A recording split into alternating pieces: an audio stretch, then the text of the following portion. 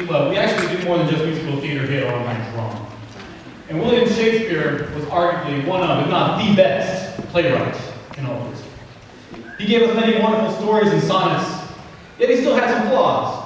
Most of Shakespeare's humor consisted of fart jokes, cross-dressing, and people's prides. Basically, he had the same sense of humor as your average 8th grader. William Shakespeare said, "All the world's a stage." Some people take this way too literally and act like the center of attention all the time. One of his most favorite and most overdone of his works is Romeo and Juliet. There were two people who claimed to own the house in which Shakespeare wrote the play. They should just put a plaque on both their houses. For those of you who are unfamiliar with the play, it begins with Romeo the player.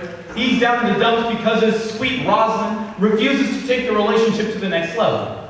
Heartbroken, his buddies try to cheer him up by getting him to come with them to go crash a party. And Romeo's like, "I don't want to dance. Rosalind is my one true love, and I will never get over her." Whoa. Who is that hottie? Dang girl, you're fine. What's your name? Juliet? I'll be waiting underneath your balcony. Basically, it's a story about two thirsty teenagers who meet and fall in love at a dance, defy their parents, and cause 6 deaths, all in 3 days. Best love story ever, am I right? Just kidding. The best love story of all time belongs to Carl and Ellie from Up. Yeah, at least we're hard on Shakespeare. William Shakespeare is the original George R.R. Martin, as most of his characters end up dying.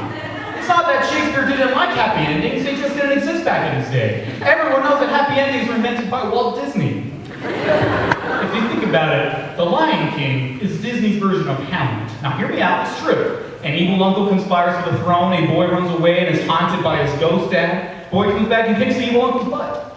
But that's Disney's version of Hamlet. If Shakespeare wrote The Lion King, I guarantee you everything would be different. Well, everything would be the same up until the end, where Timon would have killed Pumbaa, after he poisoned Nala, and Simba would have found all the hyenas feasting on the corpses of dead lions, followed by him giving a dramatic monologue and committing suicide shortly thereafter. Yeah, Shakespeare's not so popular in modern day context. I think if Shakespeare were alive today, I don't think he'd be a playwright. Instead, I think he'd be an insanely good rapper because he'd kill it with iambic pentameter. Straight out of London and dropping his debut album Prose before Hose with the #1 single, To Be or Not to Be, which I might be, featuring Eminem and other favorites like A Midsummer's Night Beat and I'm Sexy and a Poet. Shakespeare would be perfect as a rapper. After all, he did invent the word swag. Thank you so much, everybody.